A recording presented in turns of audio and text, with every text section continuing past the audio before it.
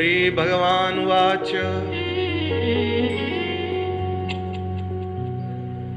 वेदाहं ते व्यवसितं हृदि राजन्यबालक तत्प्रयच्छामि भद्रं ते दुरापमपि सुवृतः।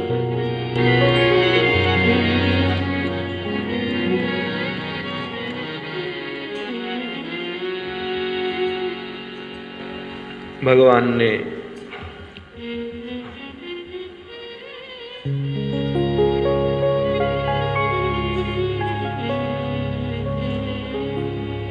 ध्रुव जी को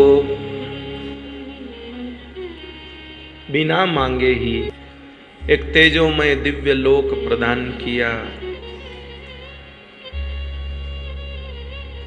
जिसके चारों ओर ग्रह नक्षत्र तारागण भ्रमण करते रहते हैं। उस तेजोमय लोक का नाम ही ध्रुव जी के नाम पर कर दिया, ध्रुवलोक।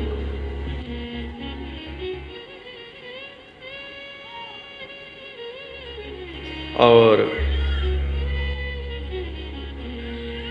ध्रुव जी को कहा कि अब तुम घर जाओ और घर जाकर के 36,000 वर्ष तक धर्म पूर्वक पृथ्वी का पालन करो। 36,000 वर्ष तक। बताओ,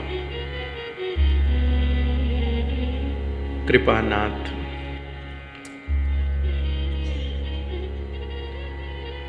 भगवान श्री ध्रुव जी पर ऐसा अनुग्रह करके बालस्य पश्यतो धाम स्वमगाद गरुड़ध्वज, भगवान अपने धाम को वापस चले गए।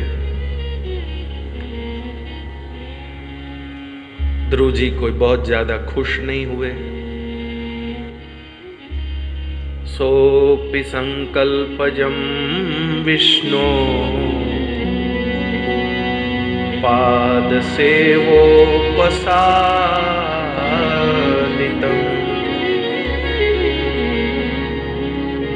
प्राप्य संकल्प निर्वाणम् नाप्रीतोऽभ्यगात् पुरम्। ध्रुव जी प्रसन्न क्यों नहीं हुए? ऐसा दिव्य लोक ध्रुव जी को मिल गया, 36,000 वर्ष तक का राज्य।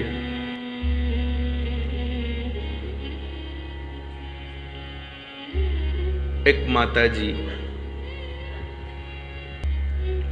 वो दाल की पकौड़ी बहुत बढ़िया बनाती। उनके हाथ की दाल की पकौड़ी बहुत प्रसिद्ध। मुझे खाने पीने के उदाहरण बहुत आते क्योंकि मुझे बहुत वैसा है। अभी तो पथ्य पर हूं इसलिए याद कर करके भी थोड़ा सा अच्छा लगता है। तो कोई माताजी के हाथ की दाल की पकौड़ी इतनी विशेष बनती है कि लोग दूर दूर से उनके हाथ की दाल की पकौड़ी खाने को आते हैं। और हमको जब उनके घर भोजन का निमंत्रण मिले और वहाँ पर बादाम का हलवा हो, गुलाब जामुन हो, कचौड़ी हो, दही बड़ा हो, कांजी बड़ा हो, खिचड़ी हो, रसमलाई हो, पकौड़ी हो, पूरी हो, खाजा हो, है सब हो, लेकिन वो दाल की पकौड़ी न हो, तो वो व्यंजनों से भरी हुई थाली हमको अटपटी लगेगी कि नहीं लगेगी? बोलिए ना। आप कहेंगे कि ये इनकी फेमस तो वो दाल की पकौड़ी है, ये इनके हाथ की विशेष तो वो पकौड़ी होती है, वो तो इन्होंने बनाई, वो तो रखी, ये सब चीज। ऐसे ही मेरे भाई बहन, ध्रुव जी इसलिए खुश नहीं हुए कि मेरे ठाकुर जी तो प्रसिद्ध तो हैं शरणागति देने के लिए, इन्होंने ध्रुवलोक दे दिया, 36 वर्ष तक का राज्य दे दिया, लेकिन अपने चरणों की शरणागति तो दी ही। फिर तो मैं ठगा गया। मेरी माँ ने मुझे खास कहा था कि बेटा तू उनके चरणाश्रय को मांग लेना। जो भगवान ने मुझे दिया 36,000 वर्ष तक का राज्य कहो या ये ध्रुवलोक कहो, ये मेरा संकल्पित नहीं था। सोपि संकल्पजम विष्णु पाद सेवोपसादितम प्राप्यम संकल्प निर्वाणम नाति प्रीतोभ्यगात पुरम। मैं इसके लिए थोड़ी घर छोड़ के आया था कि मुझे राज्य मिल जाए, ये मिल जाए, वो मिल जाए। ये मेरा संकल्पित नहीं था। ये सब मेरा छूट गया। मैं उनके चरणों से, भगवान ने खाली, मैं घर से निकला था जब मैं इस बात से नाराज था, मेरे पिताजी ने गोदी में नहीं बिठाया, मुझे वो नहीं, तो भगवान ने उसी को ध्यान में रख लिया, मुझे उसी का वो मिल गया। अरे इसलिए भैया भजन करते समय कोई सूक्ष्म कामना भी रहेगी तो भजन का फल उधर बट जाएगा। अगर भजन करते समय सूक्ष्म कामना भी कोई रही तो भजन का फल उधर बट सकता है। ये ध्रुव जी के साथ हो गया। खैर अब छोड़ो। ध्रुव जी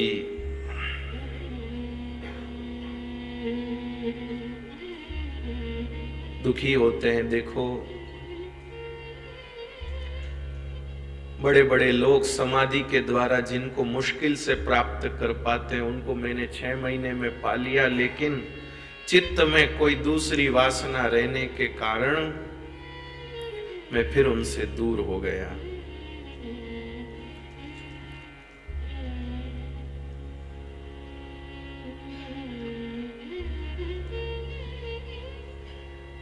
अब ध्रुव जी महाराज अपने घर आए।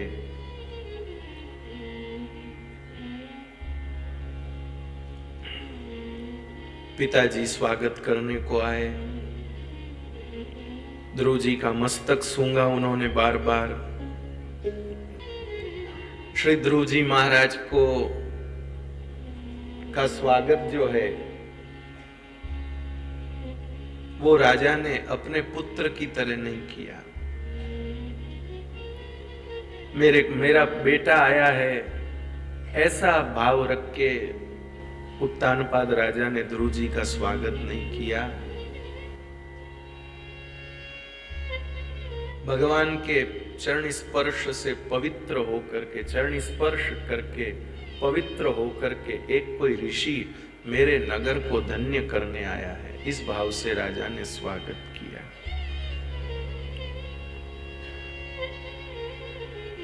विश्वक्सेनांग्रि संस्पर्श अताशेषाग बंधनम, इस भाव से स्वागत किया। और फिर ध्रुव जी को राजगद्दी सौंप करके और वो राजा जी जो हैं वो भी तपस्या करने को चले गए।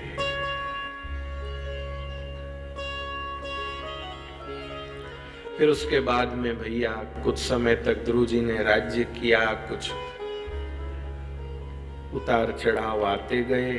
अंत में श्री ध्रुव जी महाराज भी जो है भगवान के धाम को प्रस्थान करते हैं। मृत्यु के मस्तक पर चरण रख करके श्री ध्रुव जी भगवत लोक प्रयाण करते हैं। ध्रुव जी के वंश में आगे महाराज अंग हुए। राजा अंग के कोई संतान नहीं थी तो इसलिए उन्होंने यज्ञ करवाया।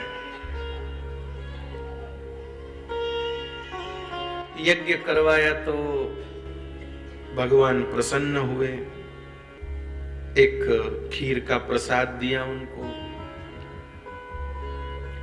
अब उनकी जो पत्नी थी, राजा अंग की पत्नी, उसने अपने पिता को याद किया खीर खाते समय। उसके पिता मृत्यु थे, वो मृत्यु की पुत्री थी, तो उसको याद किया। तो उस कारण से उनका पुत्र जो है वैन हुआ, बड़ा दुराचारी हुआ। मृत्यु जैसे निर्दयी होती है वैसे वो भी निर्दयी हुआ। दुराचार पापाचार करने लगा। महात्माओं ने उसे समझाया, पर वो जब नहीं माना तो महात्माओं ने हुंकार भर के ही उसको समाप्त कर दिया। ऐसे प्रतापी महात्मा होते थे भाई। राजतंत्र पे धर्मतंत्र का प्रभाव होता था, धर्मतंत्र पे राजतंत्र का प्रभाव नहीं होता था। अब उस राजा वैन के चले जाने से कोई राजा नहीं तो डाकू गुंडे अपना मनमाना करने लगे। तब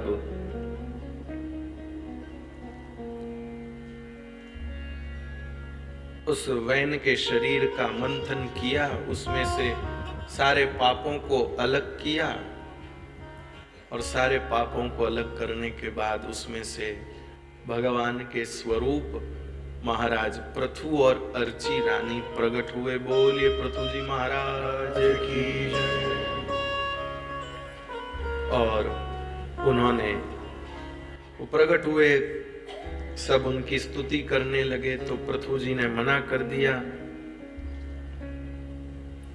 कि मेरी स्तुति मत करो भाई, क्योंकि अभी तो मैं आया हूं, अभी मैंने कुछ ऐसा किया ही नहीं है कि जिसके लिए मेरी स्तुति की जाए। कुछ ऐसा करूं स्तुति जैसा, फिर स्तुति करो तो अच्छी बात है। अभी कुछ किया ही नहीं, फिर काहे को स्तुति कर रहे?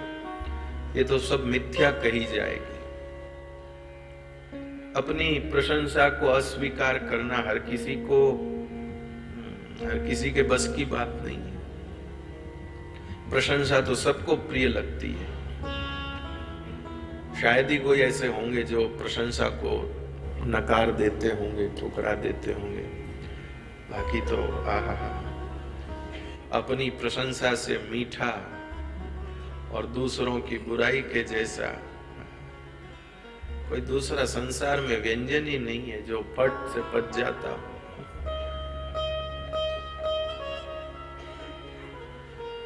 लेकिन इन्हीं दो चीजों से बचेंगे तब जाकर के कोई सुनाई देगा। लोग कहते हैं भगवान कृष्ण की बांसुरी आज भी बजती है। भगवान कृष्ण की बांसुरी आज भी बजती है तो सुनाई क्यों नहीं देती जी? उस समय तीनों लोकों तक आवाज जाती थी, तो भाग्यनगर तक आवाज नहीं आती क्या? भाग्यनगर क्या तीनों लोकों में अलग थोड़ी है? यूं तो अलग ही है, पर तो है तो उसी सृष्टि का हिस्सा। फिर यहाँ आवाज क्यों नहीं आ सकती है? आ सकती है, आती होगी, कईयों को सुनाई देती भी होगी। लेकिन महापुरुष कहते हैं दूसरों की निंदा और अपनी प्रशंसा, ये सुनने का अभ्यास जब कानों को नहीं रहेगा ना, तब भगवान की बांसुरी सुनाई देगी। जब तक हमारे कान दूसरों की निंदा और अपनी प्रशंसा सुनने में रस लेते हैं, तब तक बांसुरी नहीं सुनाई देगी। श्री पृथु जी महाराज ने बहुत अच्छे से पृथ्वी का संवहन किया। एक बार ऐसा समय भी आया जब धरती पर कोई धन धान्य उत्पन्न ही नहीं हुए। जब धरती पर कोई धन धान्य उत्पन्न नहीं हुए तो सब लोग परेशान हो गए। सब परेशान होकर के और पृथु जी के पास आए। पृथु जी ने धनुष बाण लिया कि मैं धरती को फाड़ करके और उसमें से धन धान्य निकालता हूं। तब धरती माता ने गौ माता का रूप बनाया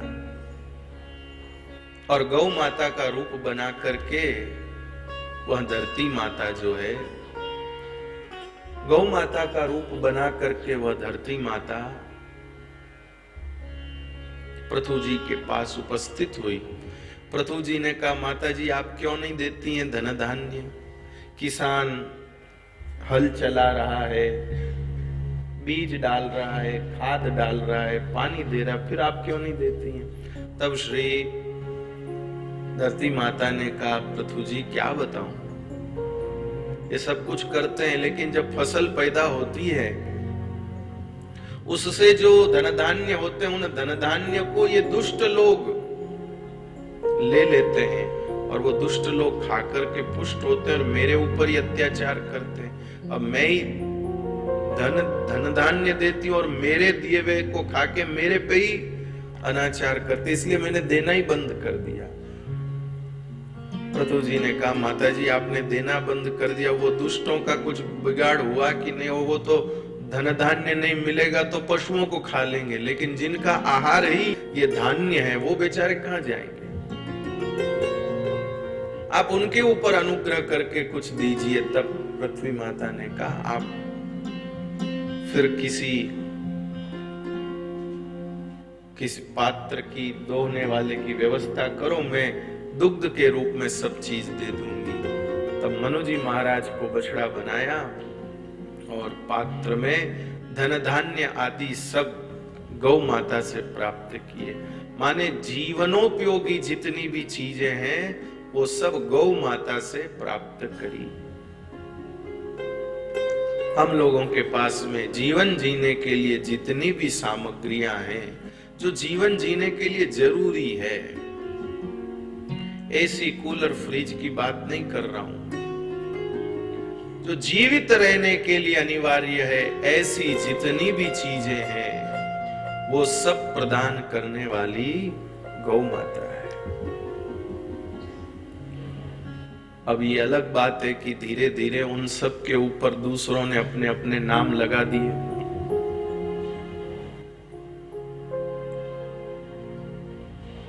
अमुक दुकान की मिठाई प्रसिद्ध है,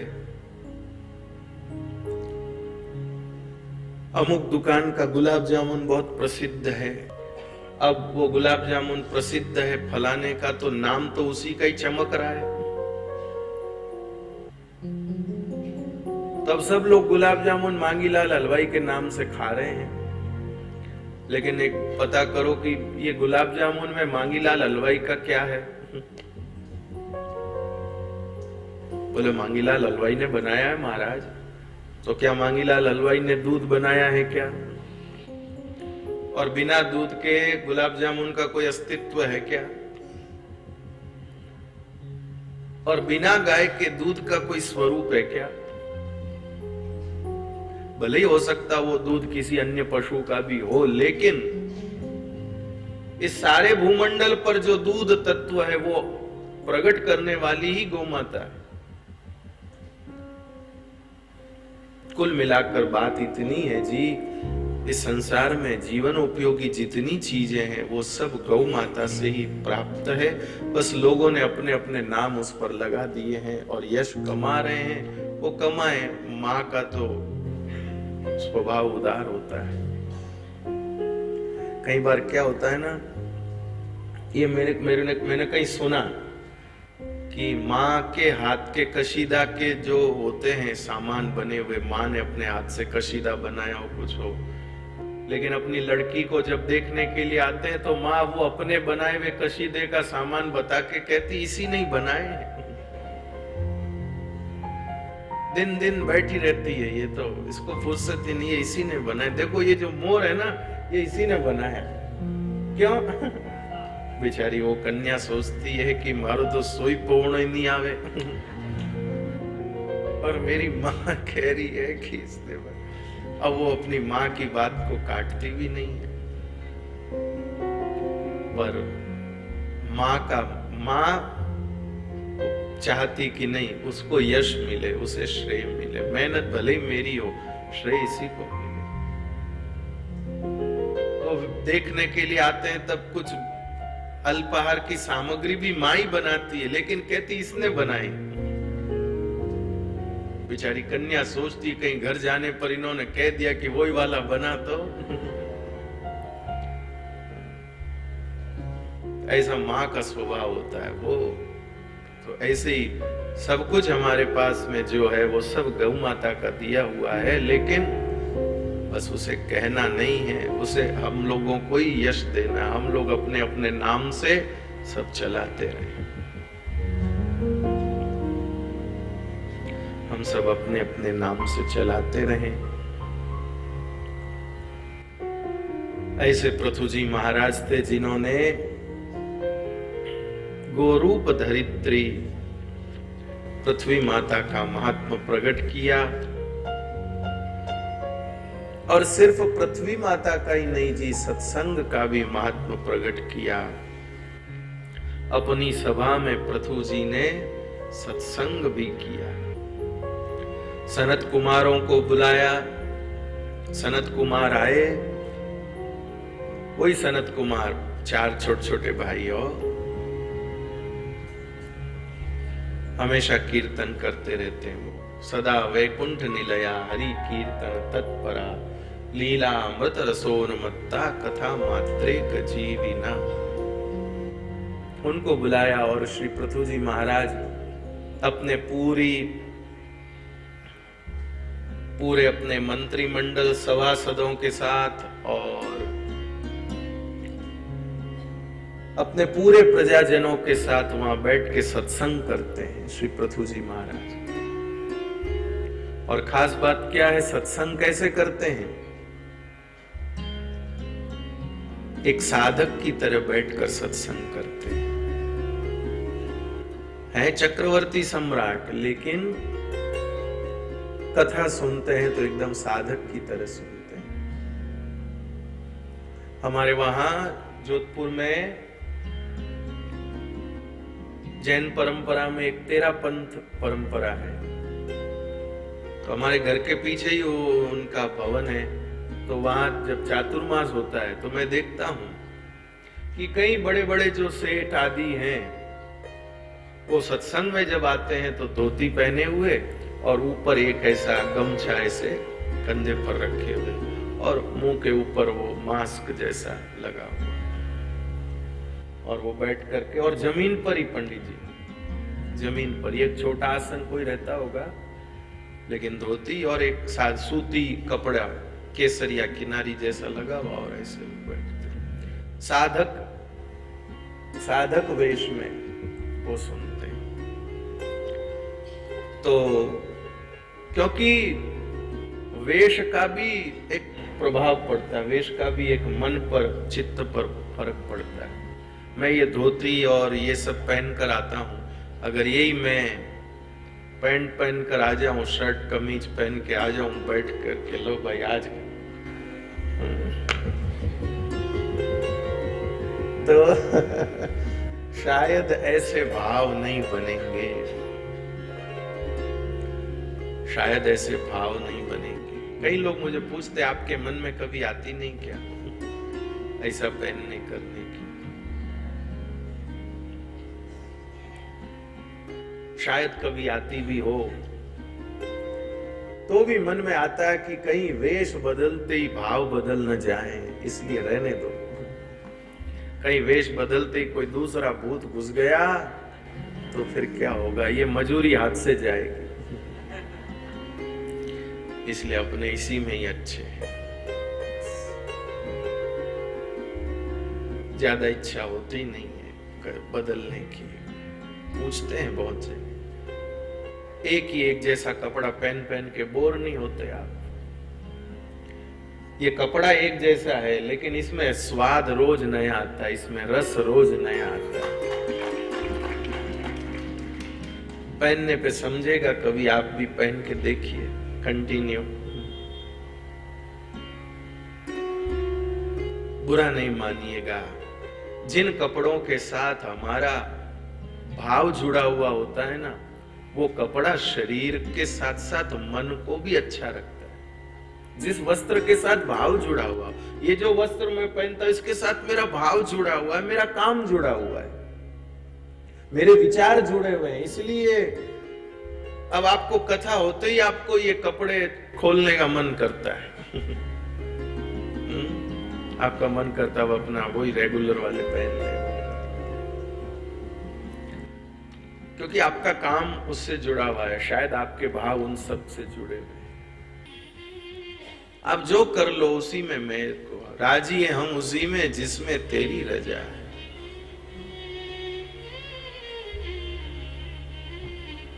अपने को उनकी प्रसन्नता में प्रसन्न रहना, वो जो कुछ करे वो मंगल रूप है, उनके नचाए नाचना है,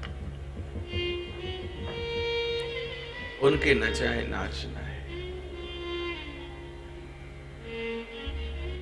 घर का प्राणी कयो न माने, मन में खुशी मनाऊं, थारी मन चाही में प्यारा, मैं क्यों टांग अड़ाऊं।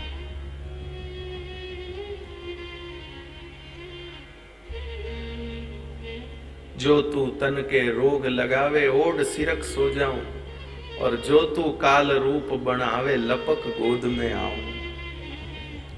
रूको सूको जो कुछ देवे, थारे भोग लगाऊं, खीर परोस या छाछ राबड़ी, सबड़ प्रेम से पाऊं।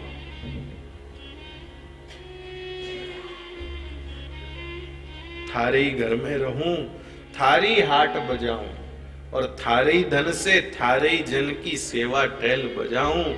मारा नटराजा थारो नचायो नाच। ये बात है भैया, ये बात है।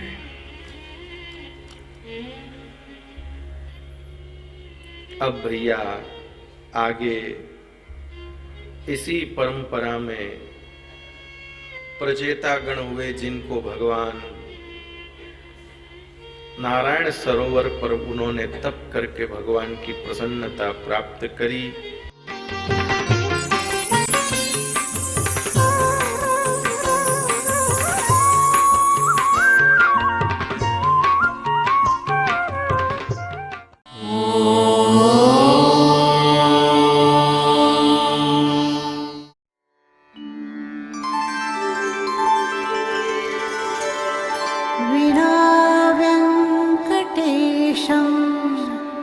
ननाथो ननाथः सदा वेङ्कटेशं स्मरामि स्मरामि। हरे वेङ्कटेश प्रसीद प्रसीद। प्रियं वेङ्कटेश प्रयच्छ प्रयच्छ।